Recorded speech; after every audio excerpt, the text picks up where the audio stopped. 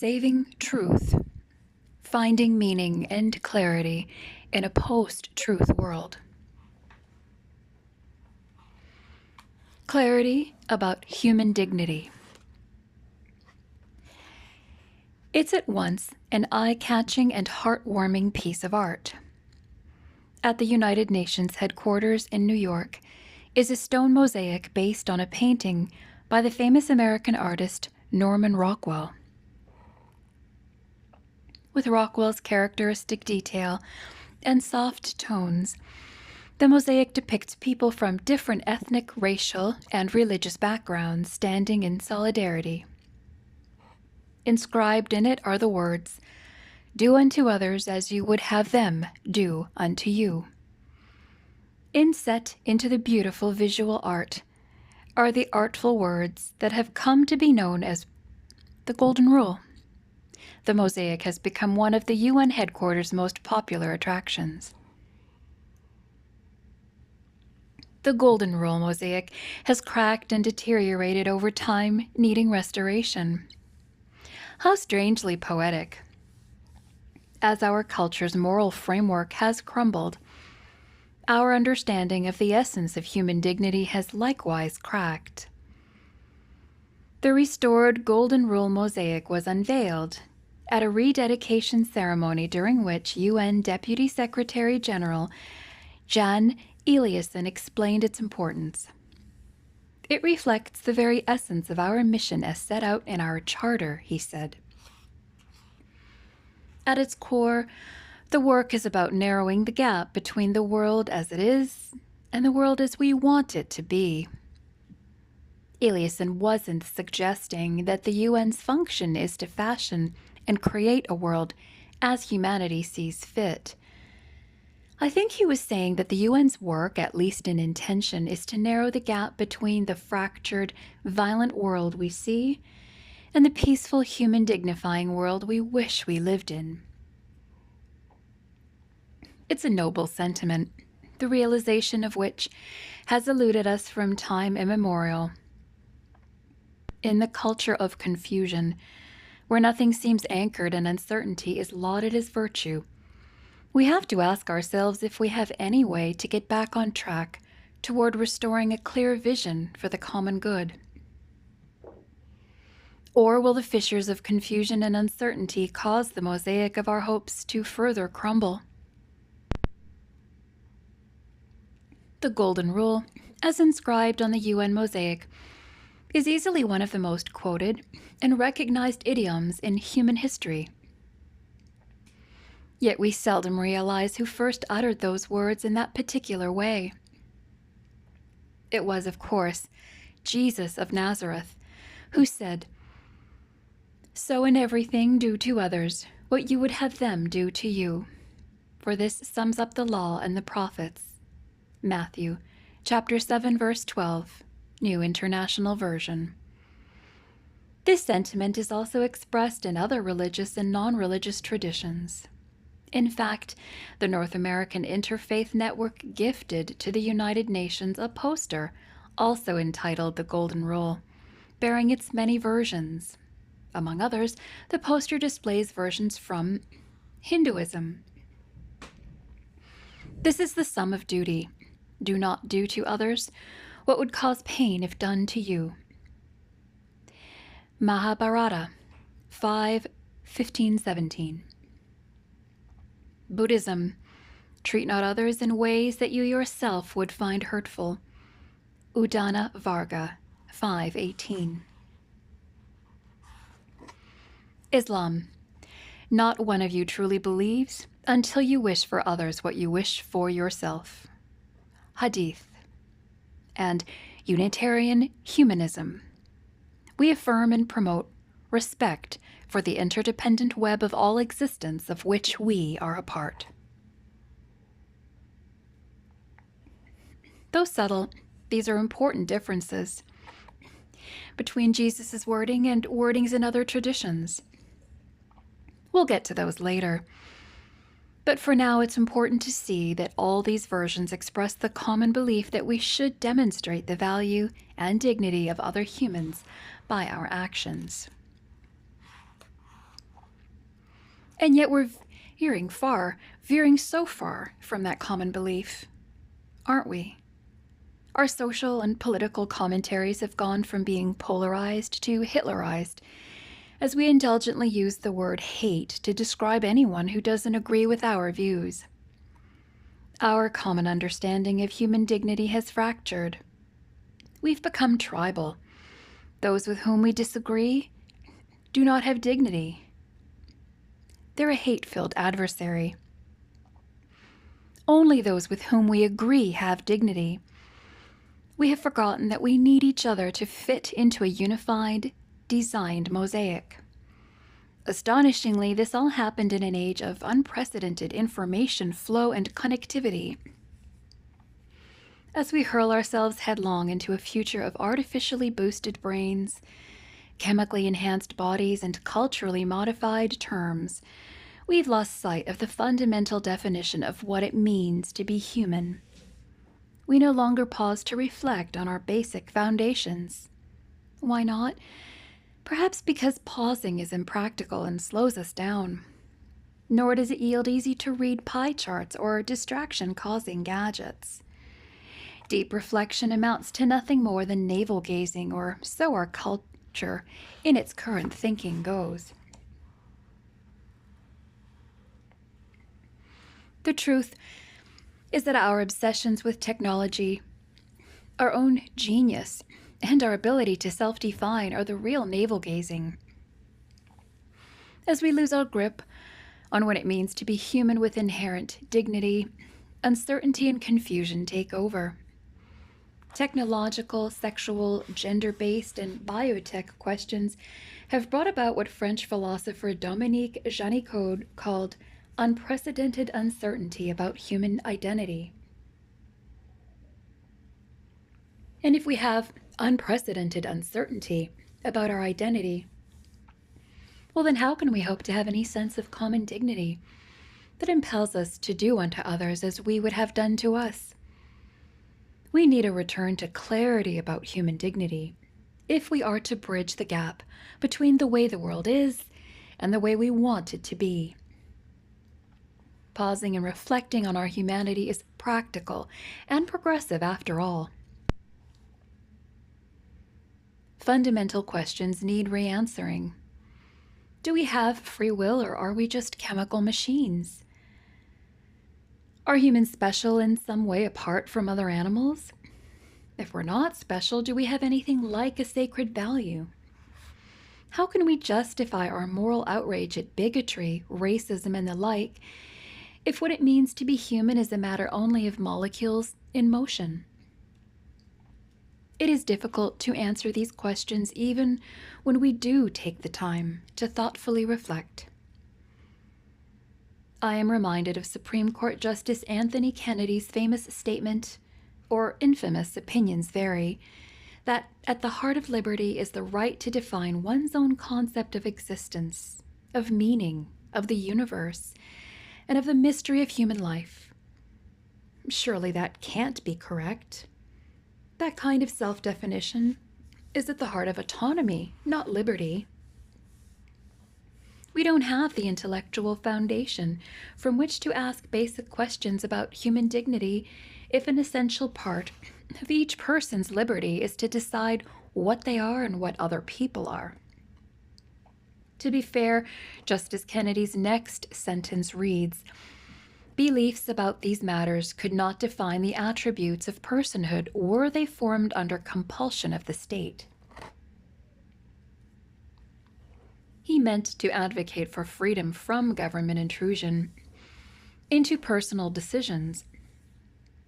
But his words go well beyond that and imply that individual human beliefs determine and define reality, including personhood. His statement could be the culture of confusion's creed. Every individual person can define existence, the universe, and human life.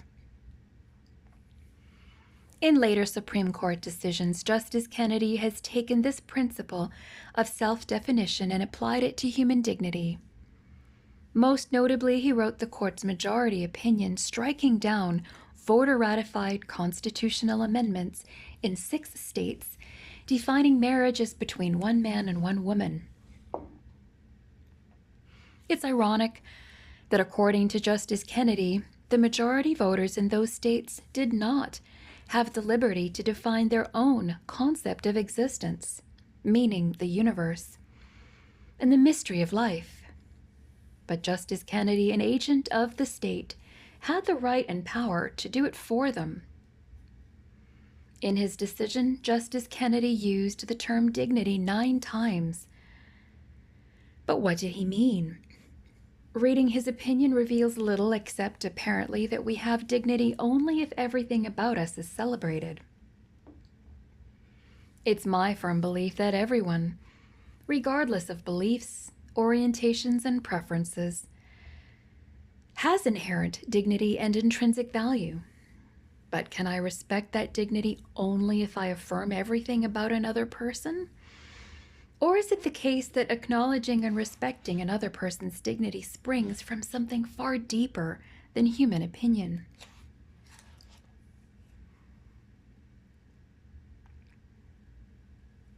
Does being human really mean anything?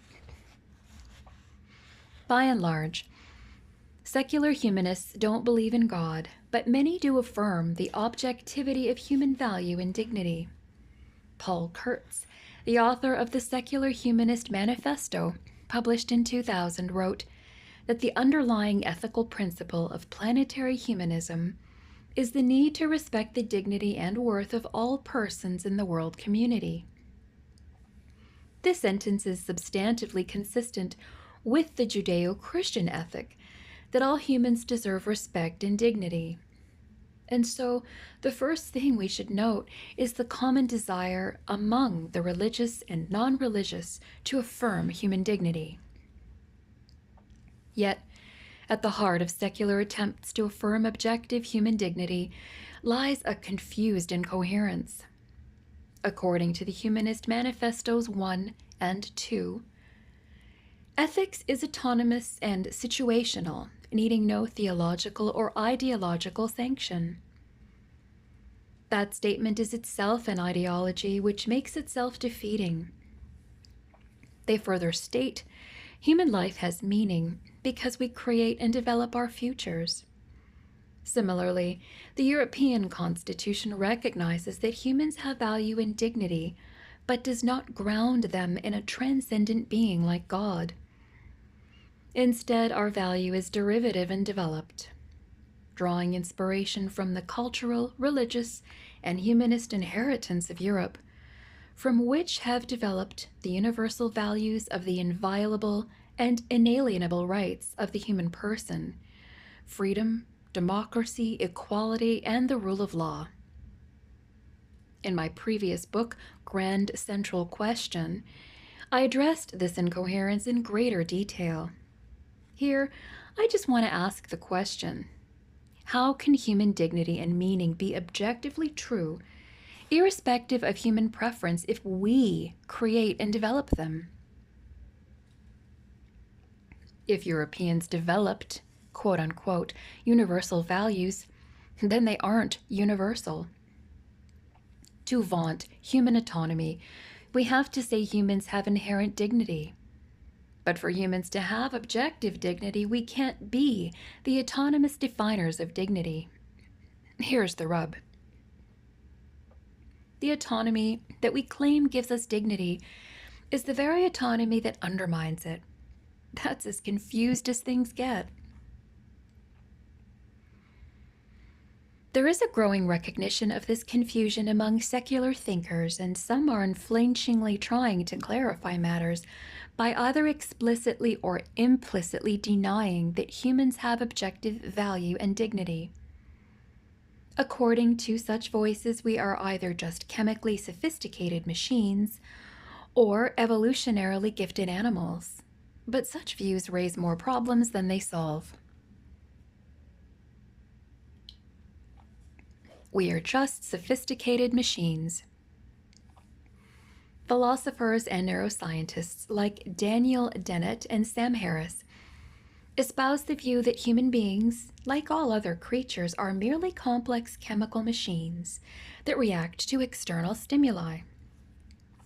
According to Dennett, we can explain the human mind the same way we explain every physical phenomenon, from radioactivity to photosynthesis.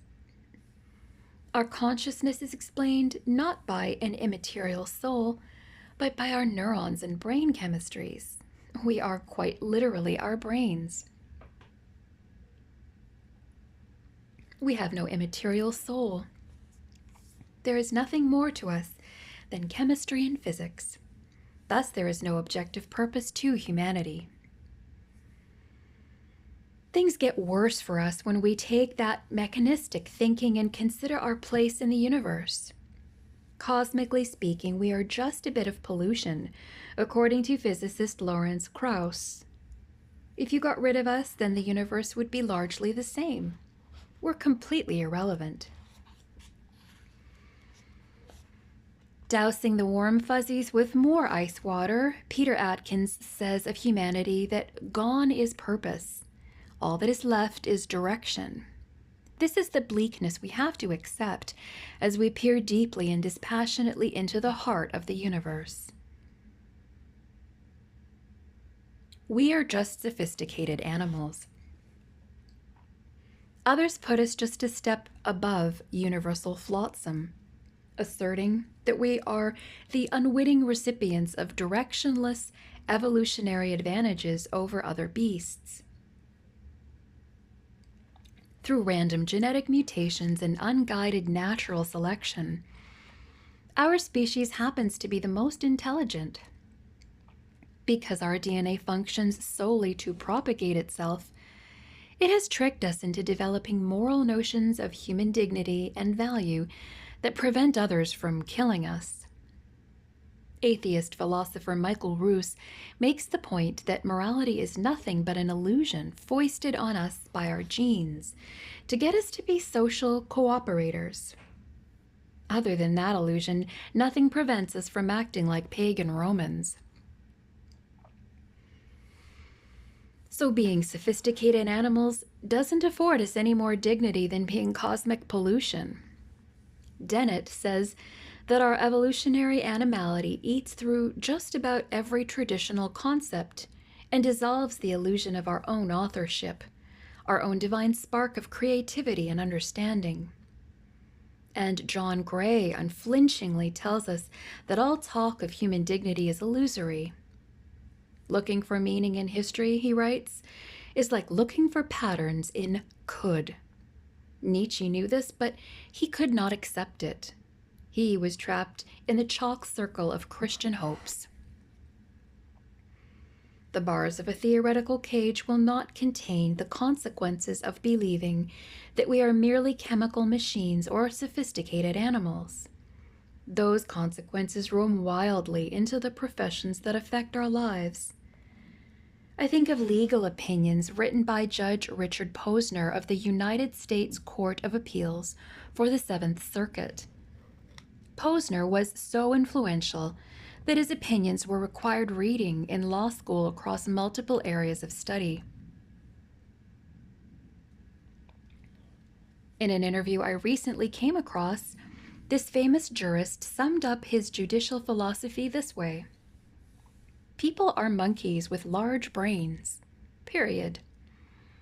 That struck me because it seems to contradict the very basis of the judicial system he served. If we are just monkeys with big brains, how can Judge Posner, or any judge for that matter, think that he joins other jurists whose noble calling is to impartially and thoughtfully adjudicate the affairs of free people? If Posner is right that we are just big-brained primates, how is he anything but a zookeeper whose job is just to keep the animals from biting each other? As our institutions of higher learning embrace a philosophy that reduces us to meat computers or gifted animals, all of their fields of study lose meaning. All notions of sacred callings and noble professions must go out the window. Some time ago, my wife Nicole and I were having dinner with a very successful doctor who was also an atheist. Nicole asked him a great question. What gets you out of bed in the morning? What inspires you to do what you do? His reply came quickly. Helping people, he said magnanimously. Other people are my purpose. I couldn't help but seize the opportunity for a follow-up question. Why? I asked. Why do you find helping other people motivating? He looked at me as if I asked him quite possibly the silliest question in history. What do you mean, why? Because they're people. It seemed a fair enough response, but I was getting at the basis for his belief that human beings have any objective value that could possibly inspire him. So I had another follow-up question. I guess what I'm getting at is this. If you think we're just sophisticated chemical machines, then what makes you a doctor instead of just an expensively educated mechanic? We had touched a special nerve in him. He had given so much of his time and money toward helping people get medical care, yet he had never given any serious thought to whether these people had any value at all. A deep and meaningful conversation followed. Two things really are at play here. If human beings are reduced to machines or animals, there really is no nobility to anything we do, because the recipients of our seemingly noble acts aren't really noble either. And yet, we can't seem to help thinking that we do have intrinsic dignity and that our professional pursuits are noble.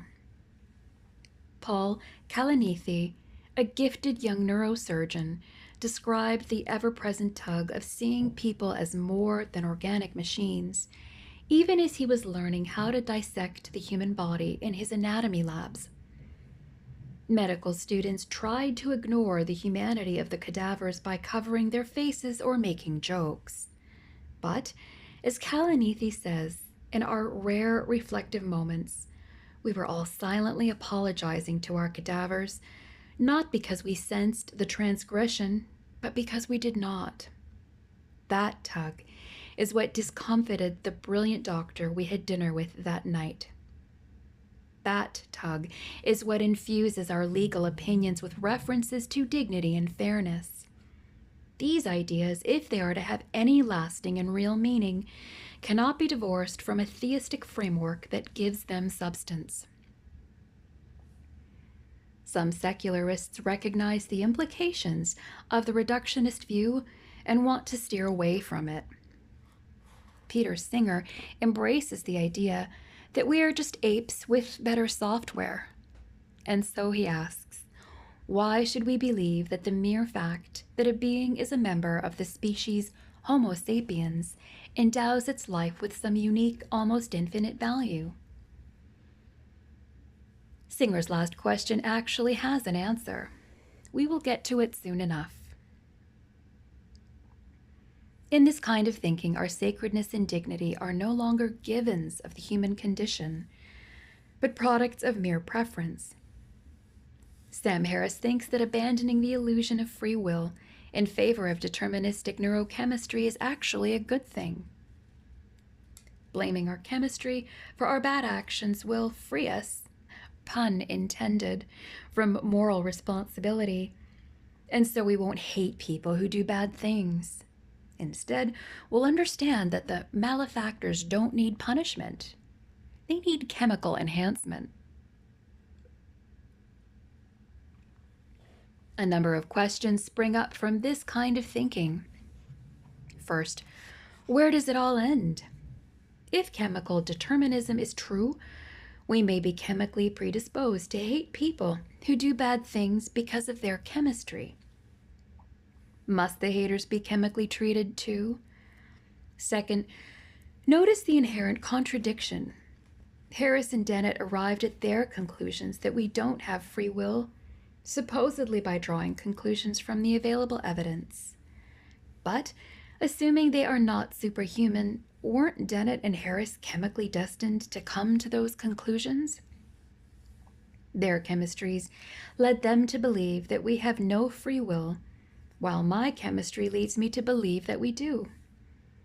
Their reactions could be true or false, and neither they nor we have any way to know which. According to the determinism of Dennett and Harris, even as you read these words, the assessments you are making about the value of my arguments aren't rational reactions. They're just chemical reactions.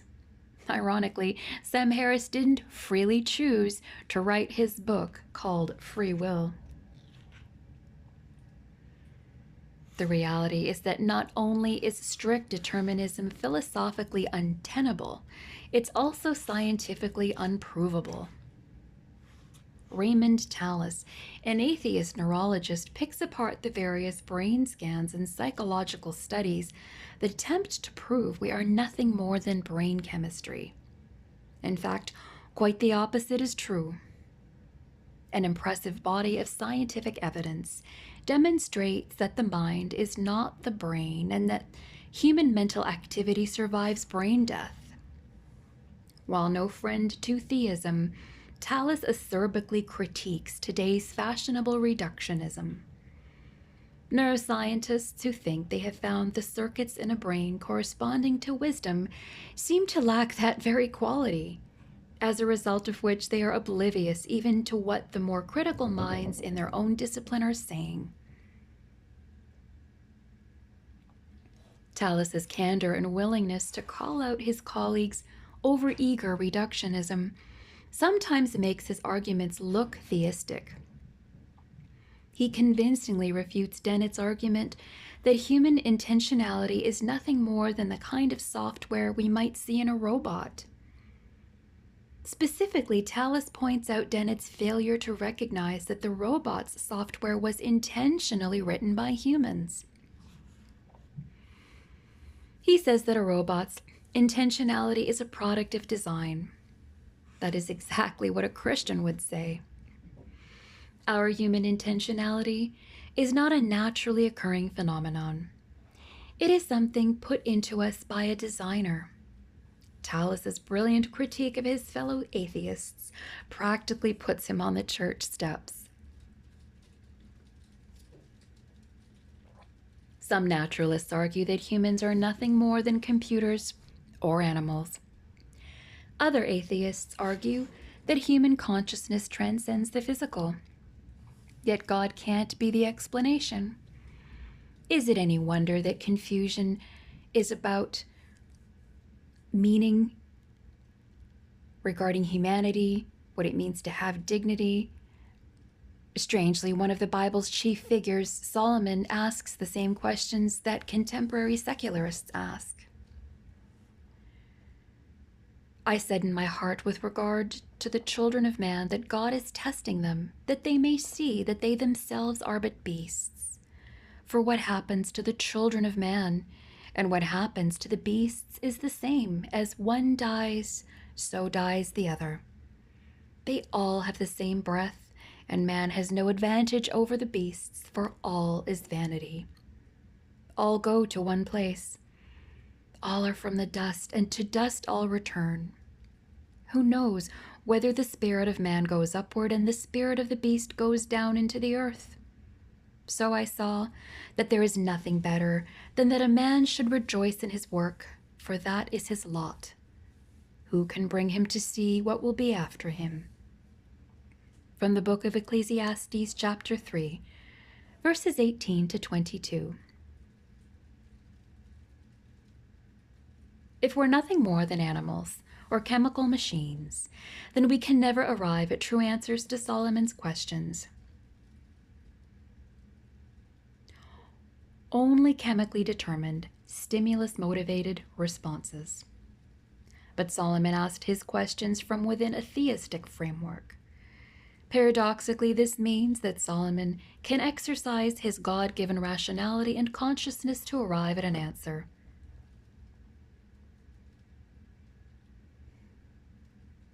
This is exactly what Tallis struggles with. He rejects any notion of supernaturalism, calling it a prison. Yet he laments that strict naturalism leads to the kind of thinking that lessens our dignity as human beings. As a neurologist, he sees the empirical and philosophical bankruptcy of the effort to reduce humans to chemical machines because neither neuroscience, something he practices, nor Darwinian evolution, an idea he espouses, can explain why human beings possess a form of consciousness that it is so qualitatively different from that of any other animals. We must continue to ask what it means to be human because we can't afford not to. If any ideas are important, Tallis writes, then ideas about the kind of creatures we are must be of supreme importance. Indeed, the idea of what we are, and whether we have any dignity at all, is of supreme importance. Otherwise, the morass of contradictory confusion will continue to paralyze us. Through unfettered autonomy, we make ourselves into gods who are accountable to no one. And then we use our divinity to declare that we are less than human. Perhaps confusion is too mild a word to describe our culture. Secular confession and confusion. We are equal to God, but less than human. Sometimes these contradictory views collide right before our eyes. Recently, I watched a video of Princeton University professor Liz Harmon explaining her ethics of early-stage abortion to James Franco, the famous actor. Her argument went something like this. Among early fetuses, there are two different kinds of beings. One has moral status because it is the beginning stage of an actual person. The other does not have moral status if it is not in the early stages of an actual person. What accounts for the distinction? Well, according to Harmon, a fetus has a moral status because it has a future. The aborted fetus does not have a moral status because it does not have a future. So she says if a woman chooses to abort a fetus or suffers a miscarriage, the fetus did not have moral status. Clearly and understandably puzzled by Harmon's reasoning, James Franco asks, "Can't you only judge that in hindsight?"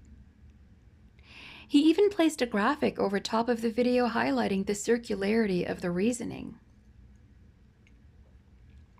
Harmon tried to explain her view more, but did little more than repeat herself.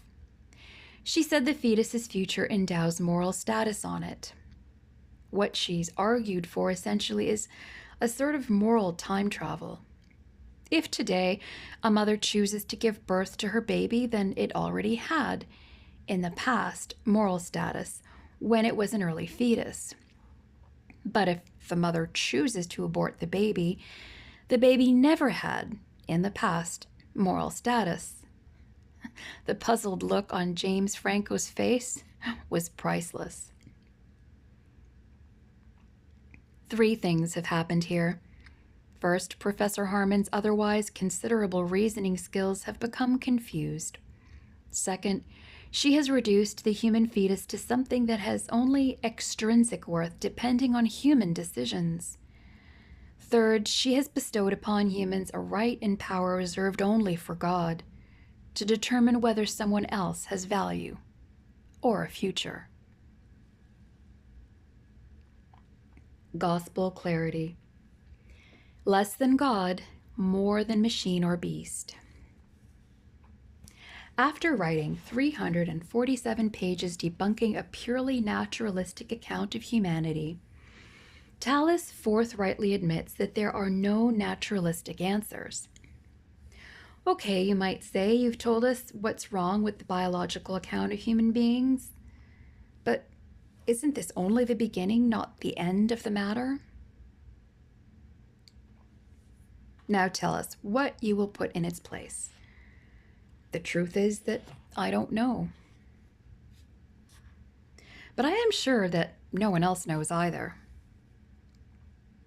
Atheists like Tallis and Thomas Nagel ask what it means to be human but find no naturalistic answers.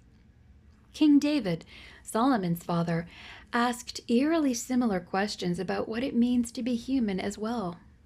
Specifically, King David asked God, "What is man that you are mindful of him, and the Son of Man that you care for him?"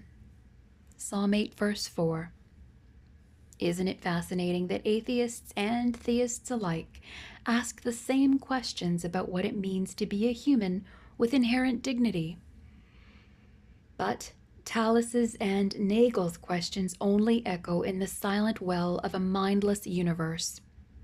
David and Solomon find a brutally honest, yet strangely hopeful answer from the God who made that very universe. Honesty without hopelessness, the desperate human heart. Human history, including the graphic history given to us in the Bible, is saturated with evil actions, betrayal, and murder. The Old Testament prophet Jeremiah declares that the heart is deceitful above all things and desperately sick. Who can understand it? Chapter 17, verse 9. Jesus echoes those words in Matthew chapter 15, verse 19. For out of the heart come evil thoughts, murder, adultery, sexual immorality, theft, false witness, and slander. Those statements apply to all of us.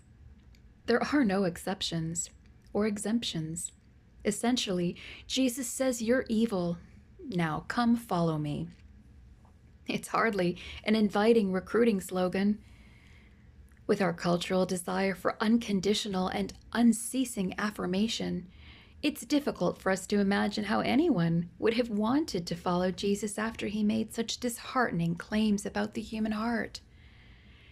And yet people did follow Jesus by the throngs because his words rang true to his first century audience. They ought to ring true to us today. With our instant access to information through handheld devices, we can find evidence of human sinfulness at any moment. Better yet, if we honestly search our built-in heart-held devices, we can see what darkness lurks there. To deny human sin is to sin against reason and reality. One of the many reasons I follow Christ is that his words accurately describe reality. He describes the human heart so spot on that non-Christians are forced to agree with him. John Gray has typed quite a few words claiming that humanity has been the chief despoiler of itself and the world around it. That's why he won't call humans Homo sapiens, but Homo rapiens. And from the non-religious side of things, or religious side of things, depending on your faith, the Quran acknowledges that human morality is worthy of destructive judgment. Surah 35:45. Yet while everyone seems to agree with Jesus that humanity has a heart problem, everyone seems to resist the necessary truth that we need redemption from a source outside ourselves. Harvard psychologist and secular humanist Steven Pinker thinks that as a species we're getting better, that violence is decreasing and poverty is being addressed. The evidence suggests quite the opposite, actually, which is why John Gray strongly critiques Pinker's optimistic humanism as a resolute avoidance of inconvenient facts. Secular humanists like Pinker insouciantly maintain that we can educate ourselves into a better world. Thousands of years of practice ought to pay off soon. Non-Christian religions tell us that if we do good enough works, we can achieve enlightenment, earn God's paradise, or become one with the universe. The Christian faith alone takes the reality and profundity of human sin seriously. Decades before Pinker or Gray, C.E.M. Joad reflected on the nature of human sin and how its oppressiveness ironically gives way to the hope found only in Christ. To believe as I have grown to believe in the fundamental and in this life in ineradicable nature of human sinfulness is intolerable unless there is some source of guidance and assistance outside ourselves to which we can turn for comfort and assurance. Presently, the facts of sin and evil came to present themselves with such overwhelming strength that unless one were able to seek assistance, if not for the overcoming of them, at least for the not succumbing to them, one would give way to despair. The more I knew of it, the more Christianity seemed to offer just that strengthening and assistance. And with that, the rationalist optimist philosophy, by the light of which I had hitherto done my best to live, came to seem intolerably trivial and superficial, a shallow-rooted plant which, growing to maturity amid the lush and leisured optimism of the 19th century, was quite unfitted to withstand the bleaker winds that blow through ours. I abandoned it, and in abandoning it found myself a Christian. If we are inherently sinful, and history proves that we are, we cannot possibly be our own saviors. Like founders of other worldviews, Jesus could have told us that we hold the keys to salvation or deliverance. But Jesus is not a snake oil salesman who tells you and me what we want to hear. He is the consummate realist who tells us what we need to hear. But he isn't only a realist, he is also an idealist. He's the realist that John Gray's pessimism might agree with, and he's the idealist that Steven Pinker's optimism might find attractive. Salvation without compromise. The cross and human dignity.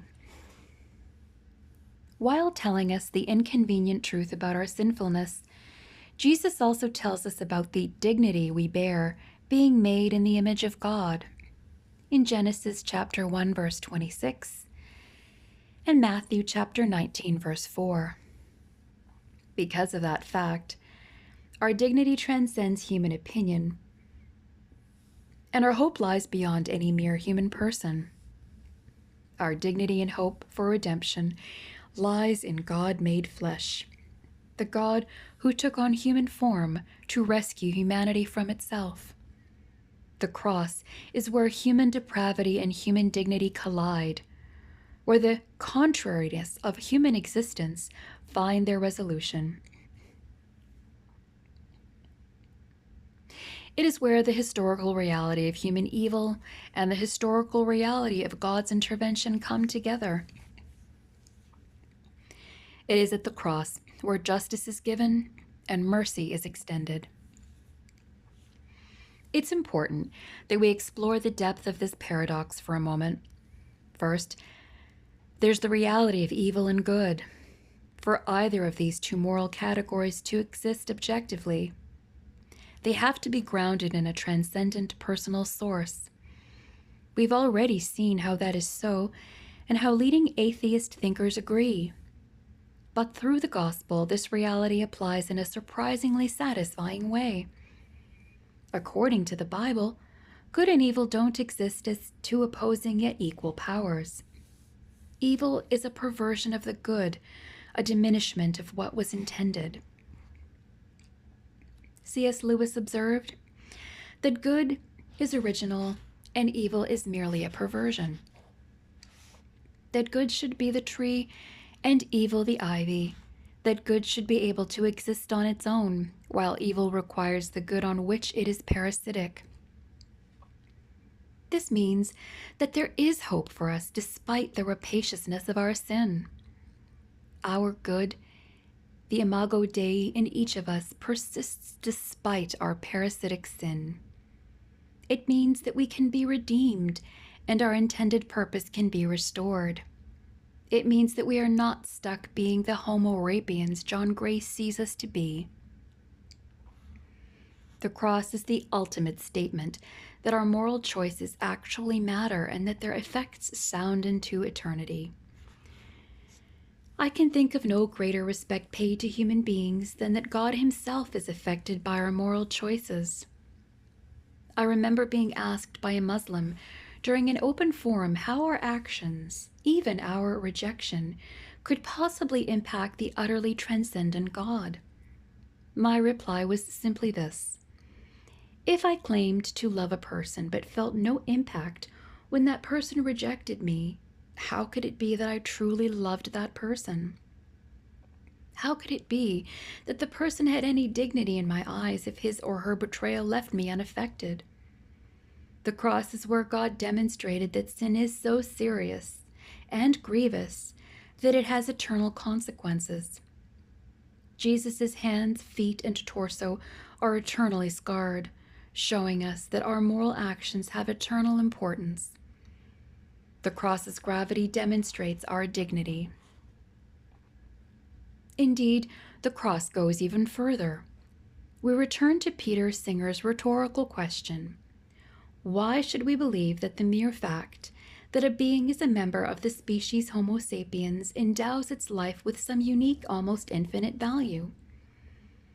If something's value is determined by the price paid for it, then God's answer to Singer is the cross, where an indefinite price was paid for each of us. Resolving the tension. A signal of the Bible's credibility is the fact that it addresses the tension between humans being made in God's image and humanity being sinful. This tension is not a matter of religious dogma, but a fact of life. Tallis's and Pinker's view of humanity's specialness stands in tension with Gray's pessimism. But naturalists have no way to hold the two realities of the human condition in proper tension, and so they must forsake it in favor of one extreme. Jesus' incarnation not only holds the tension, but ultimately resolves it. The intensity of Jesus' suffering on the cross as our substitute shows the depth of our depravity. The fact that God, incarnate in Jesus, subjected himself to that suffering in our place demonstrates our sublime value. The cross blends realism and optimism together. No wonder the hymn writer Isaac Watts wrote that the cross is the place where sorrow and love flow mingled down. Through that mingling of sorrow and love, our depravity is graciously redeemed. Our humanity is restored. God's incarnation in Christ is itself at once a poetic statement about his majesty and our value. I once heard Bruce Herman of Gordon College talk about art and biblical truth. He pointed out that the Hebrew word we translate as glory literally means weighty or heavy. God uses this word for himself repeatedly throughout the Old Testament. In John 20, we read that Thomas and the disciples were hiding in a locked room following Jesus' crucifixion.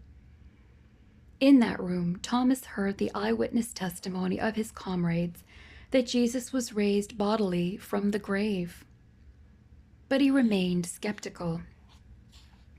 He needed to see Jesus' living body and feel the nail scars and wounded side before he'd believe. It was at that moment that Jesus walked through the locked door, even though his resurrected body was physical. After the resurrection, his body was both physical and glorified. It was weighty. It was weightier than the rest of the physical world around him. C.S. Lewis remarked that Jesus' glorified physical body could pass through a solid door because Jesus was the most real object in the world. He was so weighty, in fact, that a solid wood door was nothing but smoke in comparison. That's the future hope for each of us in Christ. As he has been raised, the Bible tells us, so will we be. We will have that kind of glorified body as well. Refer to 1 Corinthians chapter 15, verses 42 through 49.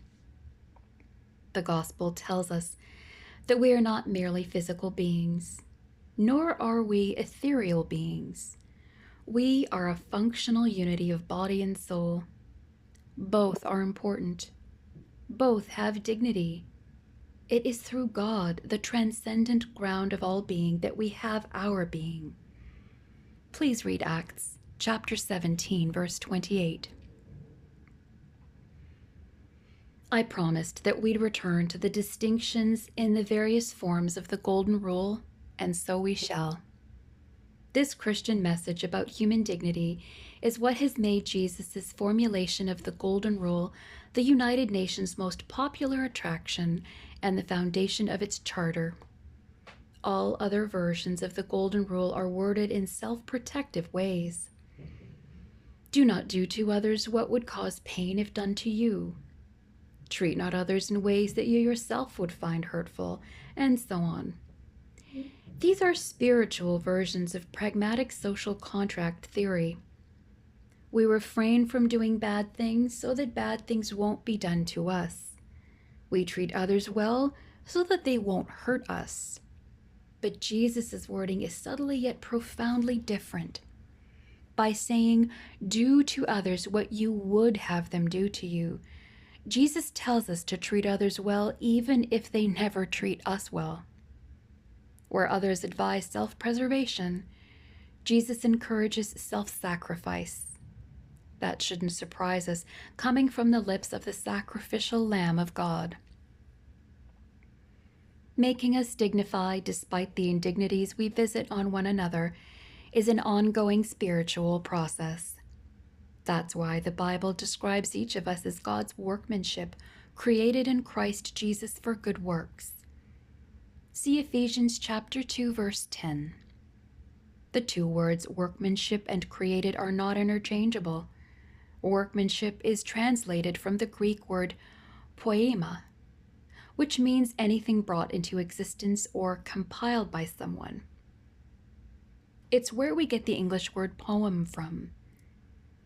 You and I, all of us, are God's poem. You were created, but you are still being written, being worked on. The dignity we possess gives meaning to our actions. It gives meaning to our endeavors and aspirations. Judges are not zookeepers and doctors are not mechanics. Even zookeepers and mechanics are more than mere zookeepers or mechanics. We are all poetry. And our finishing stanza will be penned in the coming days' time when all who have embraced Christ will be made new. That dignity is offered to us all. It is a dignity that cannot be muddled or confused by legal opinions or protests. In the pages that follow, we are going to get into some touchy subjects. As we discuss sexuality, identity, science, and religion, let us do so unto each other as we would want done to us.